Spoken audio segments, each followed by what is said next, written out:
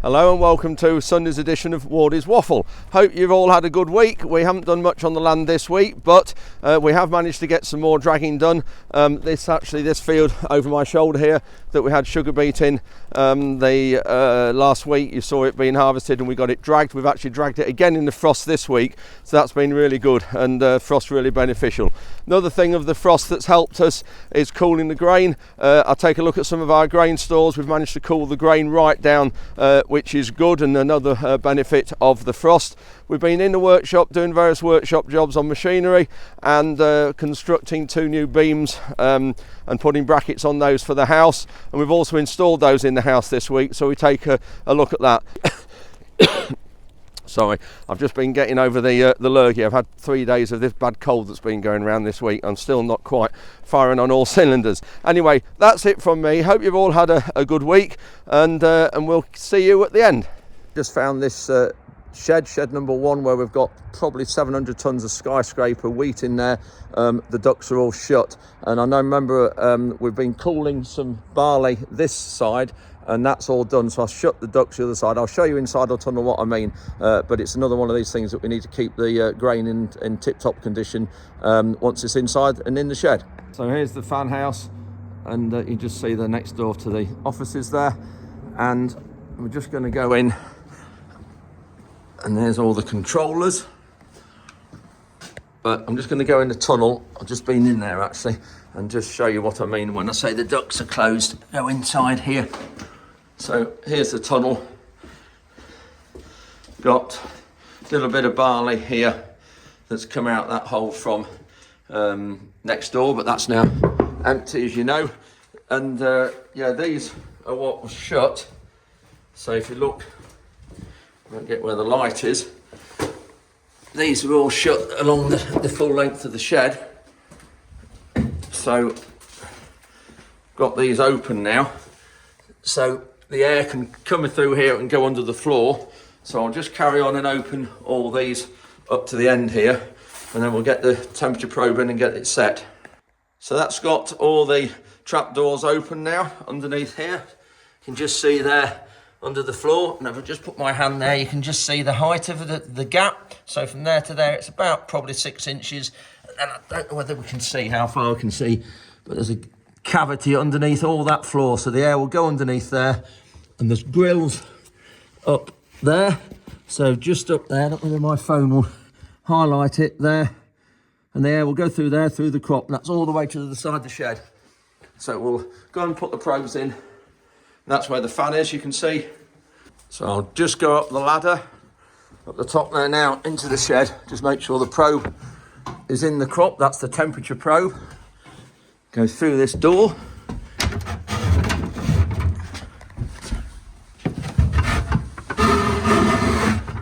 And this is into the main part of the shed. And here's the wheat.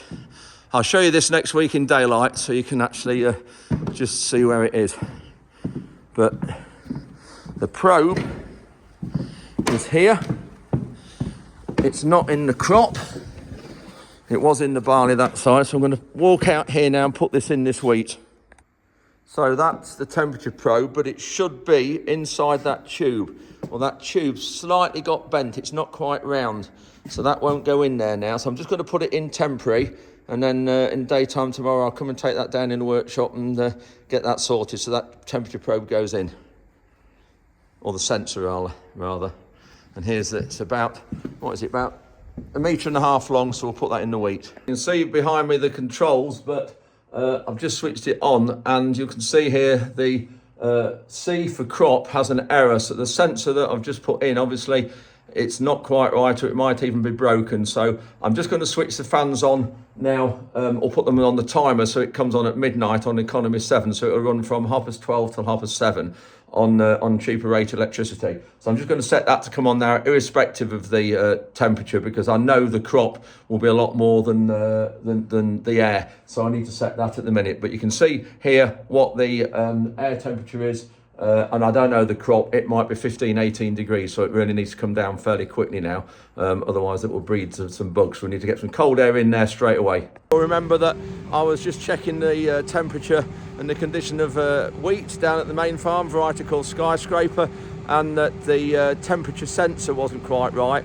So I'm going to just take one out of this shed just here, which has got the oats in it. You can see these little fans behind these little cubby holes, and those of you regular viewers will remember how we do these and what these are for. I'll just turn the camera around so you can see. We've got these little low volume fans in here, just taking the air in through there.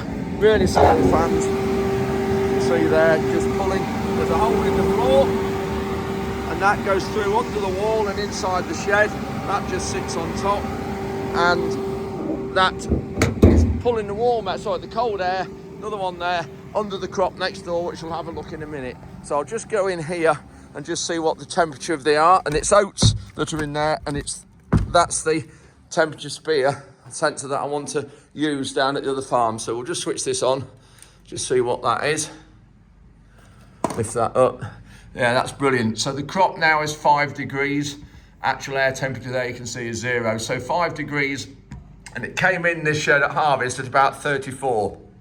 So it just shows what can be done. So we'll just pop in the shed now and have a look at the oats themselves. So you can hear the fans are off now, here and that one. And I had the fans on manual. They'd normally gone off at 7:30 this morning, but because I knew I was taking the temperature sensor away to use in another shed, I'll just leave them on an hour or two. So now with it being so cold, with the crop being so cool, it'll be fine now. I'll just keep some air blowing through it for odd times, odd nights when it's cool, but at 5 degrees it will keep now for a long while, and until the crop goes. And they haven't been sold, they're on a contract, and these are naked oats, which I'll show you in a minute, on a contract, but they haven't been sold, so I'm not quite sure at the moment when they're going. It depends when they call for them, and it's not up to me when they go. Walk around in this shed, just looking at this wheat, looks well.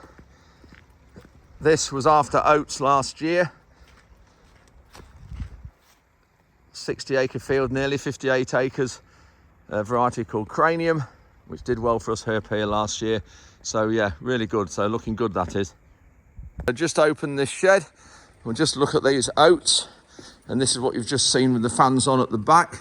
The grooves, or the grills are, there's one underneath there about a foot wide, and there's one underneath there about a foot wide, somewhere there, and of course the air will spread there and there.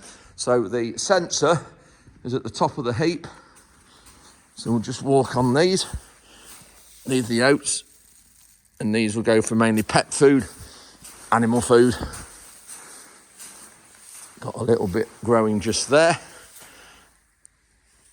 and that's obviously, there's been a drip in the ceiling up there somewhere to cause that.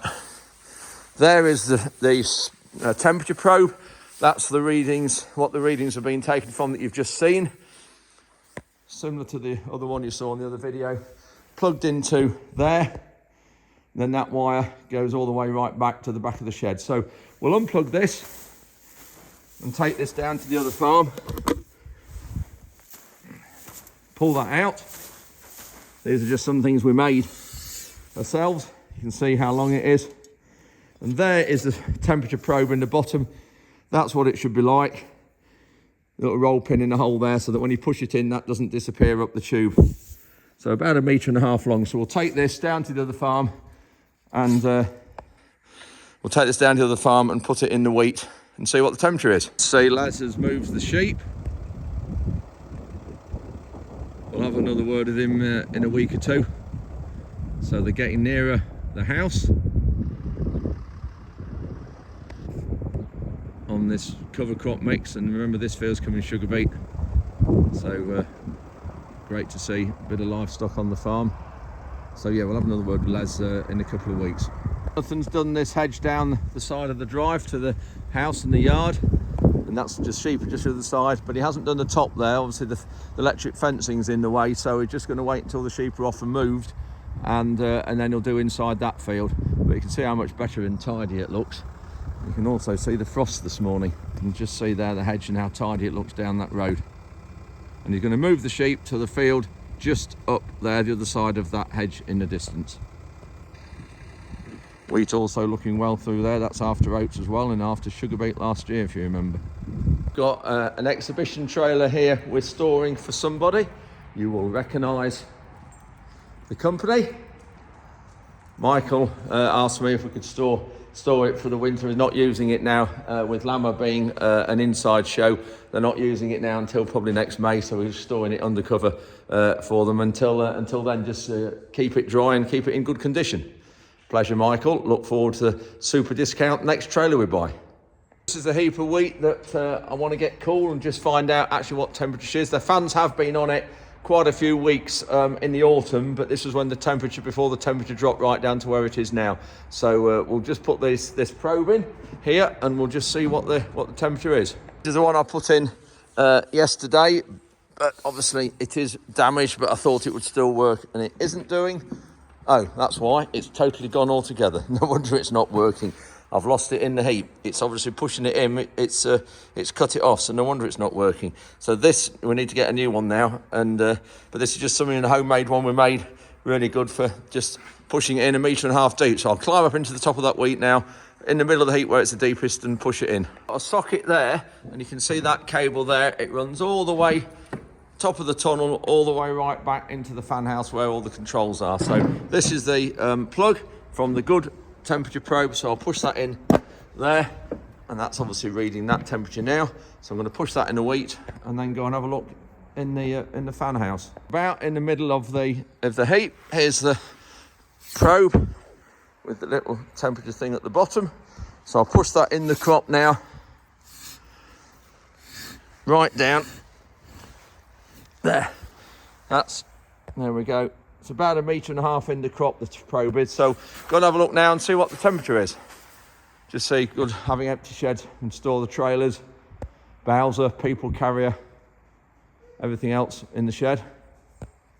Those eagle-eyed of you, you'll see we've got these bags up here, wonder what they are. We store them up here to keep them out of the way of mice. And you can just see on the string, we've got a lemonade bottle, because before we put that there, mice used to get down that rope and into the bags, but we've actually cleared this building out of mice now for the last 3 or 4 years, and I think we'll probably take that off. But it's just, we store them up there out the way, just keeps them off the floor, keeps them in good condition, and they're up there as soon as we finish using them, really, in the autumn. Yeah, this is the shed at the front, and I wanted to keep this variety separate, this skyscraper, because it should be a bit better quality than ordinary feed wheat, but according to the samples, it's not. So it might just end up going as normal feed wheat. But last year, this variety attracted about a £10 a tonne premium over normal feed wheat. But you can see it's quite deep here. There's around about 700 tonnes, just a bit more in this shed. You saw a minute ago how far it goes back and how high it is. We'll just go in now. I've got it all plugged in. I haven't seen what it says on the screen. Oh, better than I thought. 11.6, so that's really good. Still put the fans on though at night and bring it right down to 5. It'll keep for ages. It'll keep for a year or two at 5 degrees. Even at 11.6, it will keep a long while, probably a year. But I just want to bring it down a bit more. At 5 degrees, there's nothing, no bugs or anything will survive there, and it will keep in really good condition. So I've just got a normal household timer there, and you can see there it's set at 12 o'clock, which is what it is time today. Economy 7, it comes on at 7:30. Sorry, it comes on at midnight and goes off at 7:30. You can just see there. So all I do is just put it on automatic. At the minute it's off, so just put that on. You can just see there it starts to read. So I put that onto timed, so that will just come on economy 7, and then flick that onto auto there. Make sure that's on cooling, and that's it, job done. If I put it onto manual there, it should start. There we go. But put it onto auto. So that will come on at night tonight, and we'll come and have a look and see where this temperature has got down to. Various things going on in the workshop now. This is the last beam we need for the house, and it's to go upon right across the roof of the open plan living area. From that, it will fix on the other side of that beam there, and then go right across and join on the gable end of the house. You'll see it maybe this week if we happen to get it up. And we've got our seed filling trailer that we bought last year. We finally brought it in and going to start looking at that and seeing how we can make that fit. The auger that swings out, obviously that drops it drops sort of down underneath there, and then that end will obviously come up, but we don't think it's long enough for our 8-metre drill. So we've got the bases of hopper and things. We'll have to do a lot of messing about with this, so don't know whether it will be ready for spring drilling this year, but it will be for the autumn some way, one way or another. And then we've actually had to buy another heater as well. Our other one, I bought it at a sale in Scunthorpe about, I don't know, 10 or 12 years ago for £300, which was brilliant, and it's finally packed in last week, so I've had to get this one because the other one was unrepairable. So this is a Wilms one. You can see them advertised, lots of magazines, really good. Burns on diesel in there, fill it with diesel. It's got 2 different heat settings. It's on full at the minute, and in the morning we put it on full, and then just in an hour or two drop it down here. You can see there you've got high and low there, and it's really good. And this workshop's insulated, so it's got insulated roof and walls. Obviously there's the grain store, so that's not outside, we haven't got that insulated. The other side of that wall is the grain store, and then the other side of that wall is the chemical store, which the chemical store is insulated, so we haven't got insulated there. So really good.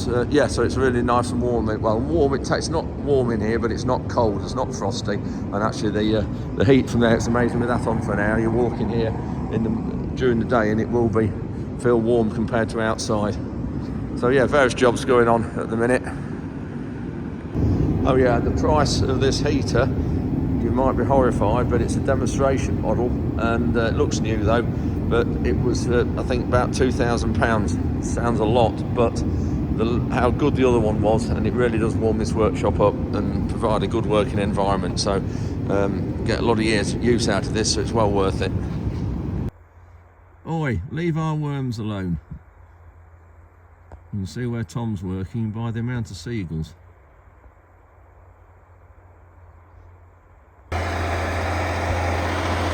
We've had a look at the wheels and the tyre arrangement on here. We thought with it being rough, hard and frosty, we'll move them, reposition them when we finish, but that's doing a cracking job now. It is very rough, you can see, when you look at the size of that lump compared to my hand, but that's because it's got frost in it, but it'll weather down, it'll be fine.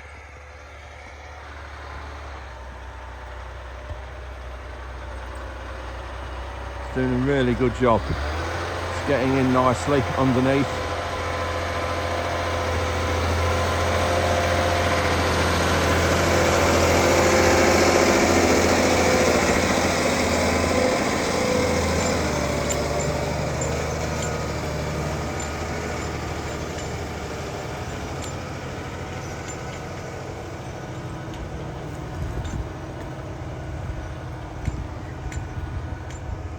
It's not sticking to the boots here. I think the frost's gone in a long way actually. Surprising it's not as sticky as I thought deep down.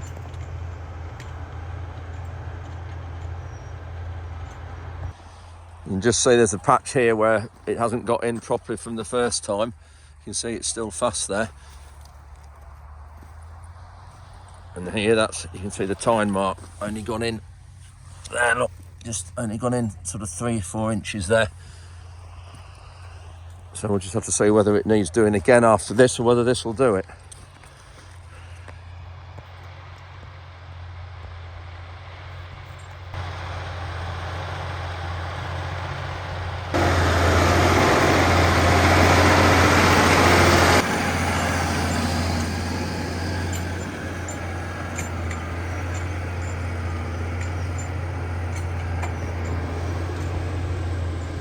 That's done it better there.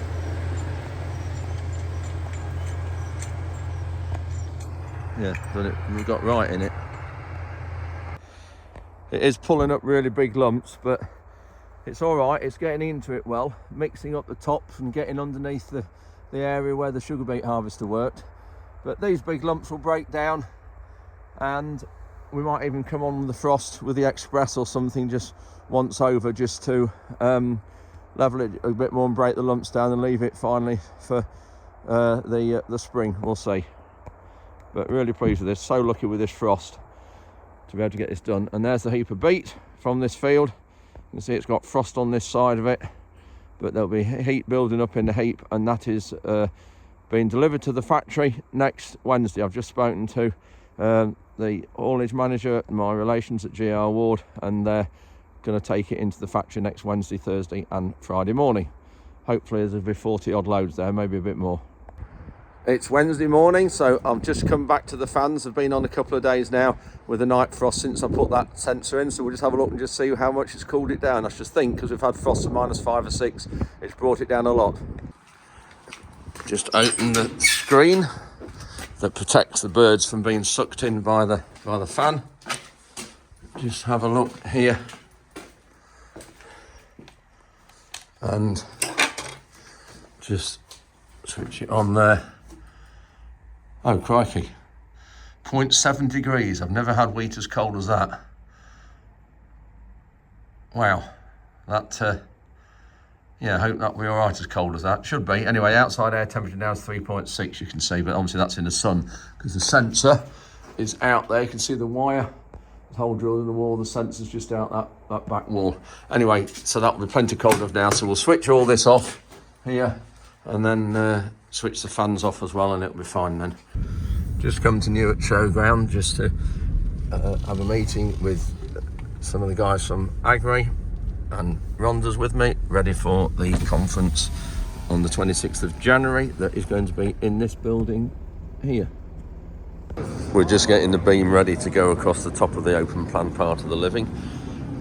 So that's the RS tray with timbers in the middle. That will obviously sit upright and then it will sit on top of there, and this is the end part, and that will go right across towards the gable end of the house. So Ron and Bernie, who are building the house, are just getting some final measurements for this A-frame that you've seen in the workshop that's going on the end here, and then we've got that beam to go across the top. And Ron's there just finally getting some measurements and levels for where it wants to be across here. We're going to get it up maybe the next couple of days before the weekend, so it's setting, and then brick this end up. Obviously with the current weather we've got and the frost, we can't do any bricking, can't lay bricks when it's freezing, so it's just holding us up a little bit at the minute. Just getting the measurement there for where that RSJ wants to go into that gable end. This is going to be a single story here, and then the A-frame sits on top there, both sides, and then we've got the bifold door underneath, and then more glass. That's the tall glass, top to bottom glass through there, and then that bottom one there is the snooker room when I get the table from my father's house. Another frosty morning again. It's Thursday morning. Just looking along the field here that we had our direct drilling demo in. You can see, saw from a video a few weeks ago, we got it soloed and all prepped and everything loosened underneath. Just spotted in the distance that we can see those circles. Those are the Red Arrows practicing.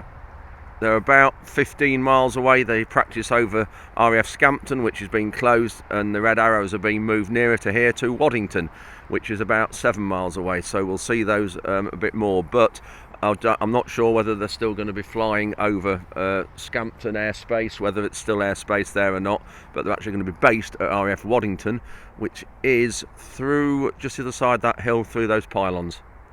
But yeah, it's great always seeing the Red Arrows around here. They've been based here in Lincolnshire for years. So those of you not sure what the Red Arrows are, it's the RAF's acrobatic display team. You can see one there doing a loop-the-loop. And this now is a little clip I've got of when I was helping Lincoln City Football Club develop their training ground. Lincoln City, when they were in the non-league about 6 years ago, they were the first non-league team to get to the quarter-finals of the FA Cup. They got a huge amount of revenue from that, television rights and FA Cup money, and get to the quarter-finals, and they used it into training ground, and I helped them develop a training ground that's on one of my cousin's farms. And this is a clip of the Red Arrows as they are always overhead. We're just putting the rafters for the house inside the shed to keep the remaining frost off and any weather. Going to be using these after Christmas now. It'll just keep them protected, ready for when they start to do it in early January. The scaffolders have finished. got it lifted up to the gutter level.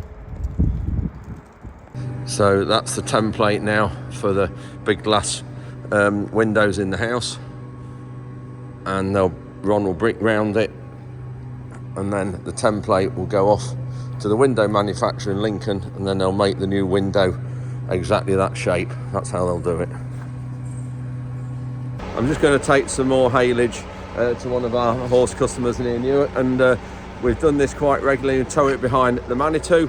And I've had one or two people ask about the hitch we use to connect the Ifor Williams trailer, which is obviously on a normal ball joint like that. How do we connect that to the Manitou to a normal hook? Well, we actually made a few years ago, we've actually made this adapter. That is what it looks like. So you can see it's a normal ball joint here, ball hook. We've welded that onto a bracket that we've made purpose built and got it strengthened under there, and it just hooks onto the Manitou hook, and it works really well actually. So if you just pop it on, I'll just turn the camera around so you can see it easily. That's a bit better view of it. So you can see, took quite a lot of getting right, and we've got, that's the part that hooks onto the hook. Just before I put it on there, I'll just actually show you, we store it on the front of the Manitou. Got a bracket there we made, so when it's not in use, we just put that like that on there, put the pin in, and that's it stored, and then it's kept with the forklift. So I want to put it on now, so I'll just put that there, and then we go around the back of the Manitou, obviously lower the hook down. That there is the part that goes into there, and we put it on like that, and then it just drops down. You can see there, those clips there stop it swinging left and right, and because of the weight is all the time pushing down there, it's all the time pushing up that way, and then just back up onto there, hooks up underneath here, made a little bracket there to keep the handle up, and that's it, job done.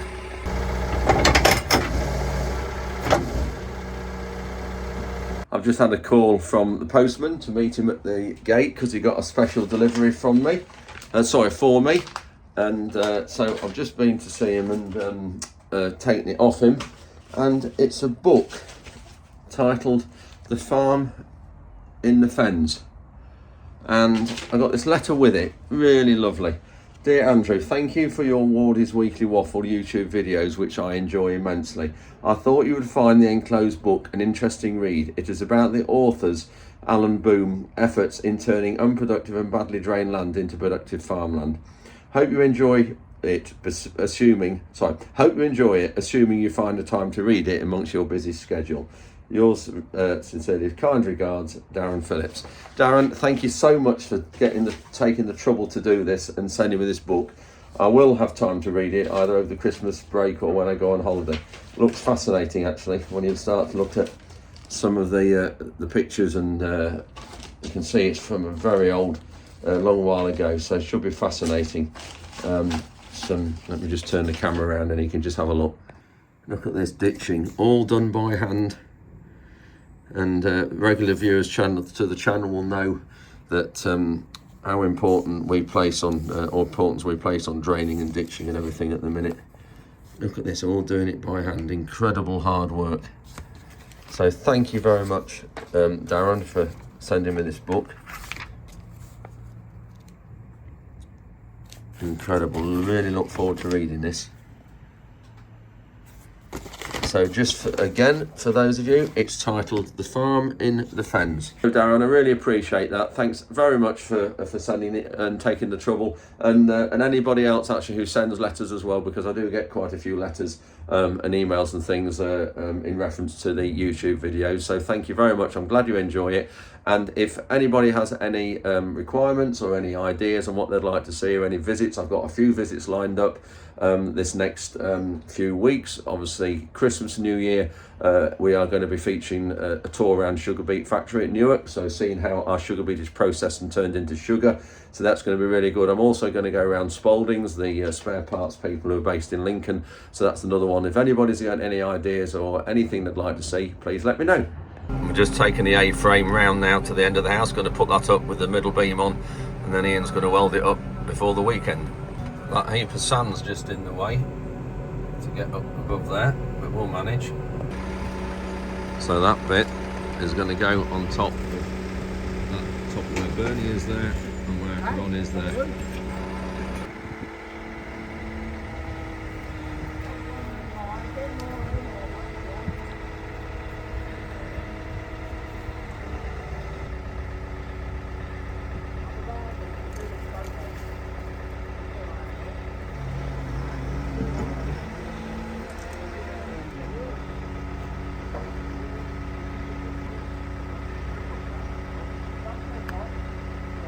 We've got this RSJ that we bolted the wood in yesterday. You can see there's the H-iron. RSJ stands for rolled steel joist. So we've got to put that in now onto top of that A-frame and across to the gable end of the house. We're now taking this beam round to the house. We've got to stick the jib right out. It's a good job we've got a 9-metre forklift, otherwise I think we'd struggle with this. So we're taking it endways on, round, just under the boom there. You can see where we're going to. Pond is completely frozen. I'm going to watch Nala not going on there because she does love water. Just pick her up a bit,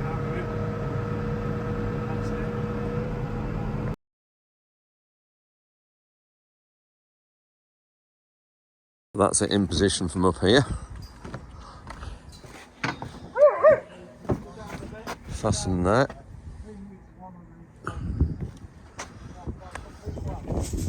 Welded on that joint there.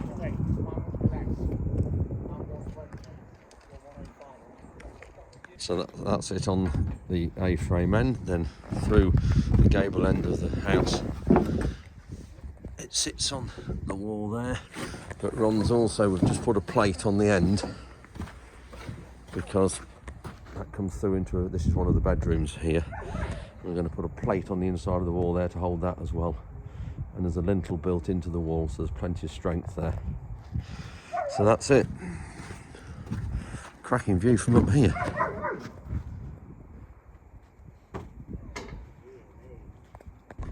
So that's it for another Sunday morning update. Hope you've all enjoyed it, and thank you very much for watching. And please click like, subscribe and the bell icon to alert you when I post my videos. And we'll see some of you later on today if you're watching this on Sunday, because I'm heading over to Liverpool shortly to join Ollie on his tractor run for Alderhay. On social media it's #FestiveTractor, so look forward to seeing all of you there. Good luck with that, Ollie. Hope it goes all right. I'm sure it will. You're an absolute dab hand at this, and it's going to be a huge success. So look forward to seeing some of you later, and until next week, cheerio.